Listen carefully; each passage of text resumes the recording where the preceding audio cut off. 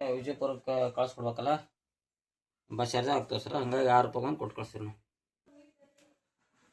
Local ನಾವು ಇಲ್ಲೇ 5 ರೂಪಾಯಿ ಕೊಡ್ತೀವಿ ರೀ. ಬಸ್ ಚಾರ್ಜ್ ಇಲ್ಲ ಹಿಂಗಲ್ಲ, 5 ರೂಪಾಯಿ ಕೊಡ್ತೀವಿ. ಎಲ್ರಿಗೂ ನಮಸ್ಕಾರ. ಮತ್ತೊಮ್ಮೆ ನಮ್ಮ ಚಾನಲ್ಗೆ ಎಲ್ರಿಗೂ ಸ್ವಾಗತ. ಸೊ ಇಲ್ಲಿ ನಮ್ಮ ಮನೆಯವರು ರೊಟ್ಟಿಗೆ ಎನ್ಕ್ವೈರಿ ಮಾಡೋದಕ್ಕೆ ಫೋನ್ ಮಾಡ್ತಿರ್ತಾರಲ್ವ, ಡೈಲಿ ಏನಿಲ್ಲ ಅಂದ್ರೂ ಒಂದು 20-30 ಜನ ಫೋನ್ ಮಾಡ್ತಿರ್ತಾರೆ. ಸೊ ಅವ್ರಿಗೆಲ್ಲನೂ ಹೇಳಬೇಕಾಗುತ್ತೆ.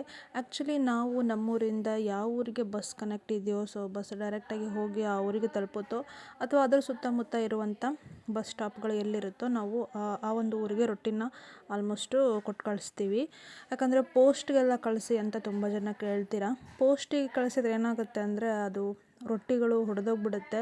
ಹಾಗೆ ಅವರು ಚಾರ್ಜ್ ಕೂಡ ತುಂಬ ಮಾಡ್ತಾರೆ. ಸೊ ಹಾಗಾಗಿ 100 ರೊಟ್ಟಿ ತೊಗೊಂಡ್ರೆ ಅದಕ್ಕೆ ಡಬಲ್ ರೇಟ್ ಬೇರೆ ನಾವು ಪೋಸ್ಟ್ ಚಾರ್ಜ್ಗೆ ನಾವು ಕೊಡಬೇಕಾಗತ್ತೆ.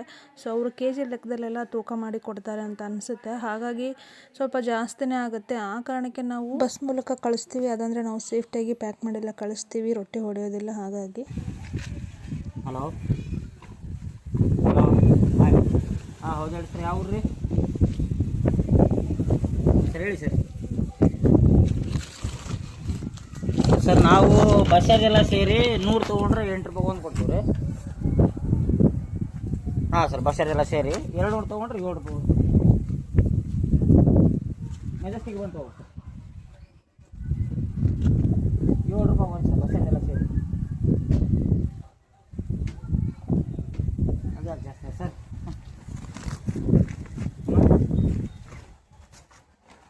ಏನ ಸರ್? ಇಲ್ಲ ಸರ್, ನಮಗೇನು ಜಾಸ್ತಿ ಆಗಿದ್ರೆ ಯಾಕಂದ್ರೆ ಇರೋದು ಜೋಳದ ಗ್ಯಾಸಿನ ರೇಟ್ ಜಾಸ್ತಿ ಐತೆ ಸರ್.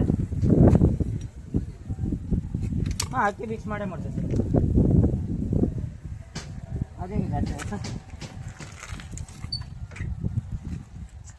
36-37 ರೂಪಾಯಿ ಜೋಳ ಅದಾವೆ ಸರ್, ಬಳ್ಳಾರಿ ಜೋಳ ರೀ. ಅದನ್ನು ಕೊಡ್ರಿ ಸರ. ನಮ್ಮ ರೊಟ್ಟಿ ನಮ್ಮ ರೊಟ್ಟಿ ಎಲ್ಲ ರೊಟ್ಟಿ ಬಂದಂಗೆ ಬರೋದು ಸರ.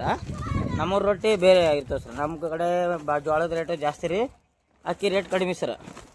ಅಂದ್ರೆ 15% ಅಕ್ಕಿ ಹಾಕ್ತೀವಿ ರೀ. ಹೌದು ಸರ್, ಹೌದು ಸರ್. ಹಾಂ,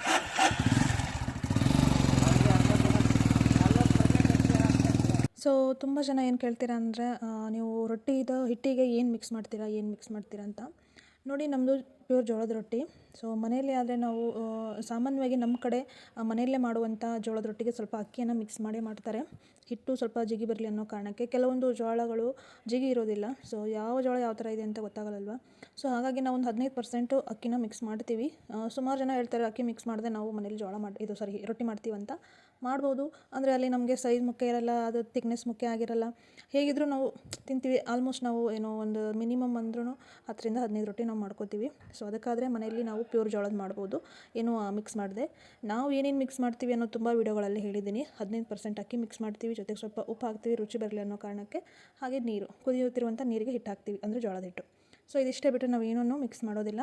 ಹಾಗೆ ಇವತ್ತು ನಮ್ಮ ಮನೆಯವರು ರೊಟ್ಟಿ ಕೊಡೋದಕ್ಕೆ ಇಲ್ಲೇ ಹೋಗಿದ್ದಾರೆ, ನಮ್ಮ ಹತ್ತಿರದಲ್ಲಿರುವಂಥ ಒಂದು ಹಳ್ಳಿಗೆ. ಅದಾದಮೇಲೆ ನೀವು ನೋಡ್ಬೋದು ರೊಟ್ಟಿ ಈಗ ಮಾಡೋದು ಕಂಪ್ಲೀಟ್ ಆಗಿದೆ.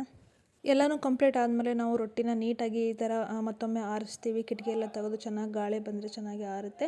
ಅದಾದಮೇಲೆ ಅವರು ಕ್ಲೀನ್ ಮಾಡಿ ಹೋಗ್ತಾರೆ. ಇವತ್ತಿನ ವ್ಲಾಗ್ ಇದಿಷ್ಟೇ. ನಿಮಗೇನಾದರೂ ರೊಟ್ಟಿ ಬೇಕಿದ್ದರೆ ದಯವಿಟ್ಟು ನಮ್ಮ ನಂಬರ್ಗೆ ಕಾಂಟ್ಯಾಕ್ಟ್ ಮಾಡಿ ನೀವು ರೊಟ್ಟಿನ ಆರ್ಡರ್ ಮಾಡ್ಬೋದು. ಮತ್ತೊಂದು ವೀಡಿಯೋ ಜೊತೆಗೆ ಸಿಗ್ತೀವಿ. ಎಲ್ರಿಗೂ ನಮಸ್ಕಾರ. ಹೀಗೆ